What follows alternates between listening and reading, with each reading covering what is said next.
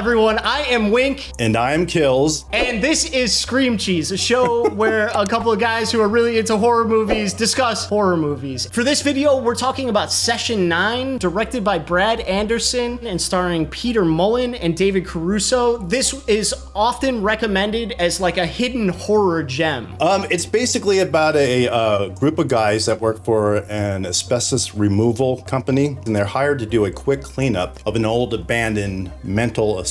And there's like a history to this asylum. A lot of allegedly bad things happened, and they go about their business to clean things up, and shit goes crazy. All right, Skillz, now that we've seen this movie, what do you think? So I'll start out with a few of the positives. The performances, number one, I thought were really good. So David Caruso, he never appealed to me. I've literally never seen a single thing that he's been in, and I was kind of blown away by him. Like, he's a really good actor. By the end of the film, I was thinking, like, I'd like to see more of this guy. I had literally the same experience you did. I've never really liked David Caruso. I've not known much that he was in besides like CSI Miami, which apparently after that show, he retired from acting, so you're not going to see him in anything anymore. Okay. And then in this movie, I had the same experience. I was like, wow, I get kind of the appeal of this dude. He's like really good. Yeah, man, that's what I was thinking the whole time. I'm like, damn, this guy is good. Just in general, my thoughts on this are I absolutely loved it. Like, I really, really loved it. I was highly impressed by it. It captured one of the most important things to me in any type of film is creating that tone and atmosphere that separates it from just a run-of-the-mill film that covers like the same topic. This one I will definitely watch again. I just thought it was just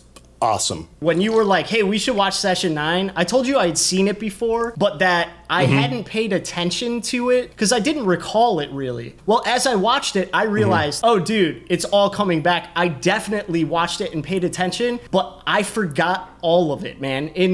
Granted, it's been like 20 years since I'd seen it, but dude, this movie was very, very forgettable. To me, this is literally overrated. I think that it is a movie that does nearly nothing wrong. It's all good, especially the acting is phenomenal. So it is super accessible, but it's not particularly scary. It's very slow moving. It feels like it should end about 20 minutes before it actually ends. I think that it really is only like a horror gem if they were led to believe that it wasn't a very good movie. Like if I looked on IMDb and I saw that this movie had like a 4 rating and then I watched it, I'd be like, holy crap, that's really good. I had the complete opposite experience from you. To me, it was one of those very special films that there were so many different elements taking place and tension, and there was like red herrings, and I wasn't sure where it was going. And when it got to the end and we realized that this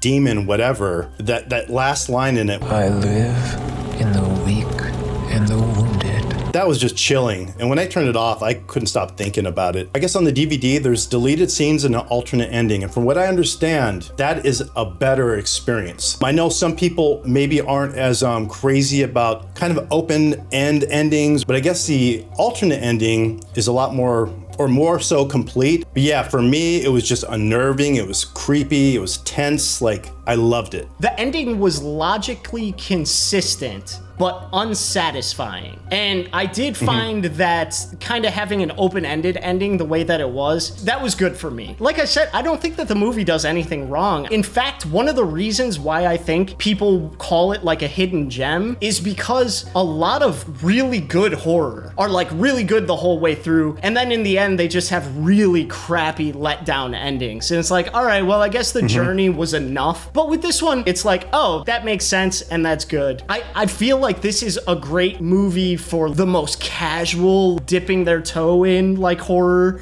person. I keep imagining my ex-girlfriend who hates horror, is scared of it, is disgusted by it, and I could just imagine her like 10 years ago being like, hey Jared, I just saw a really awesome horror movie. Watch the whole thing. You should check it out. It's like amazing. And it's like, yeah, it's amazing because you could actually make it through it because it's super tame. There's so many better versions of this available. Well, here's the thing. First of all, your ex-girlfriend is now my current girlfriend, and you can call me you can call me Hank. Keep it up.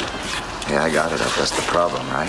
I would disagree with you saying that this has been done better before, because to me, this is about as well as you can do this type of film. It's grounded so much in reality, and the dynamic and tension between the characters is just so good.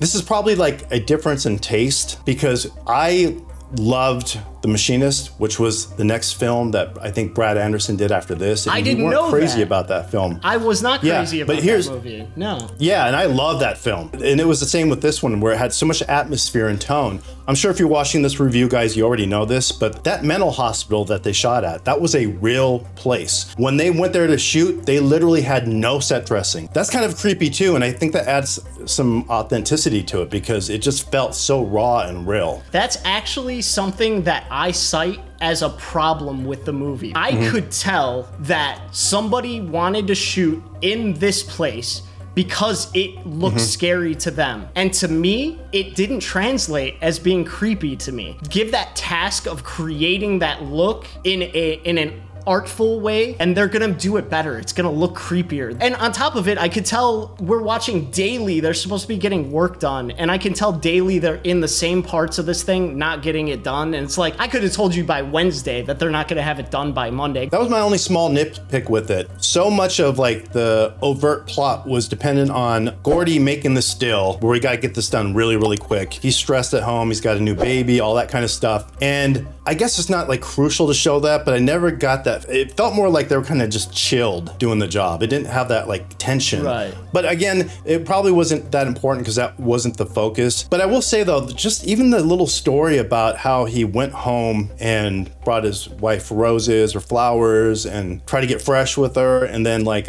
she spilled the boiling water on him and he freaked out and slapped her, and like, I don't know, something about that was just, it rang true to me. Something as basic as like, I imagine having like hot boiling water dropped on you, and maybe you just do something that you don't even intend on doing. And like, even when they showed his leg at certain points in the film, it was like all messed up and everything. Again, at the end, when that line is delivered about the weak and the wounded, it just, I don't know. I loved it. I guess this is going to be where our friendship ends, you know? Yeah, and it'll have to be. Three reviews in and our friendship's already over. I'm sorry, dude. It had to end somehow. So, like, out of 10, what do you give this movie? I want to give myself room to make changes in the future, so I don't want to go over the top immediately and, like, you know, give it a 10 or something. But I'm going to give Session 9 a 9. Wow, apropos. All right, so I would give this movie, so there's what the movie actually deserves and what I would actually give it. So I would give the movie a 6. That's like what my rating on IMDb was for it. But for the purposes of this like review and conversation, I would give this movie a 4.8. I would tell people probably don't worry about this one, with a little wink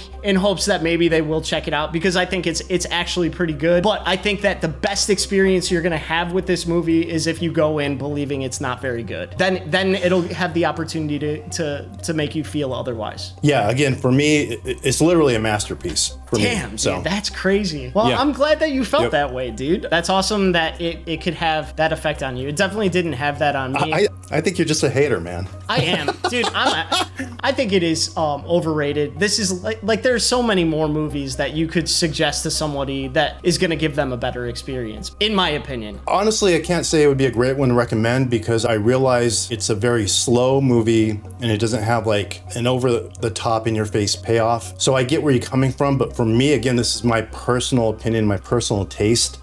It doesn't get a whole lot better than this movie for me. This style, the way it was executed. Yeah, it obviously it appeals to my taste, and most importantly now, Mr. David Caruso appeals to my taste. I know that this is probably like a classic line in like horror forums, but the way David Caruso said "F you" to Peter Mullan in that one shot, Hey, fuck you, was just classic.